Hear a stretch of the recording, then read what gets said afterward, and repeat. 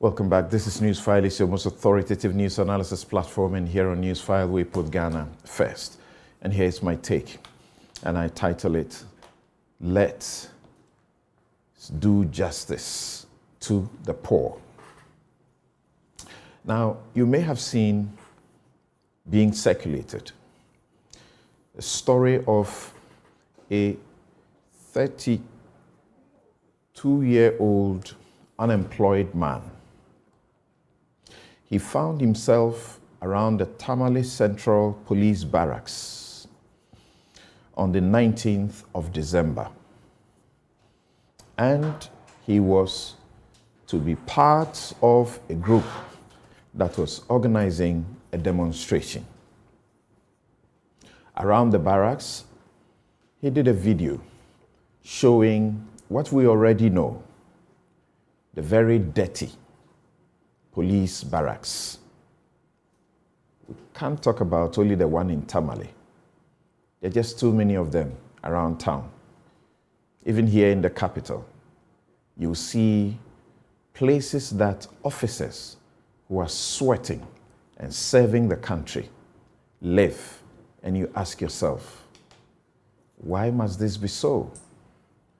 You interact with them and they complain about the poor state of their conditions, particularly where they live. So, Nana Osei Mensah's crime was doing what the media has done often in showing the world how poor our security services are living. And the reason many governments, regimes, have made it a priority to provide especially accommodation for security personnel.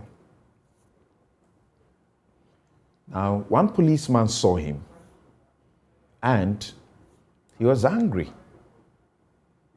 The guy's crime is just showing this dirty place and asking the question, if this is where a police officer is made to live, how can they be effective in helping us in their duties? He got arrested and put before court, charged for offensive conduct conducive to breach of the peace. Tell me how this is justice in our system. That's all his crime. When he's put before the court,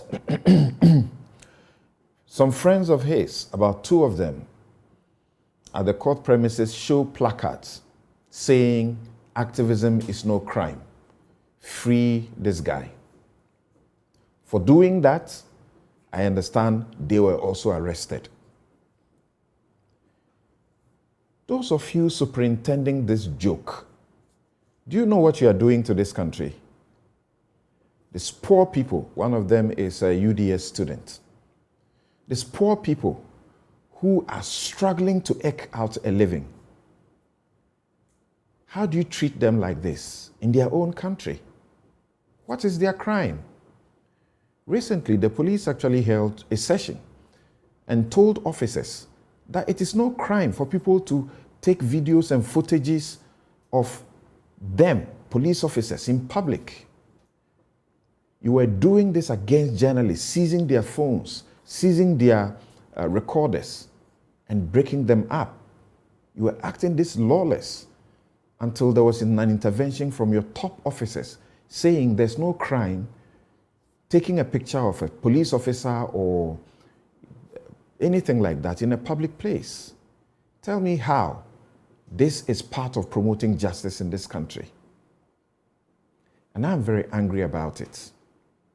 The guy was made to give a statement. In the process of giving the statement, a lawyer appears and looks through it and tells him, stop, don't continue. And the police got angry about that.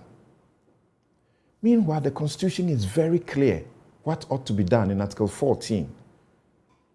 The reason the guy paused is that he was not told what the Constitution in Article 14 requires he should be told by the police. He must have access to a lawyer of his own choice to make a decision what he was going to write on that piece of paper. If a lawyer comes and he looks at it and instructs him to stop so that he can guide him properly, why should you be angry about that? Let's do justice to the poor, or else we are doing an injustice to this country.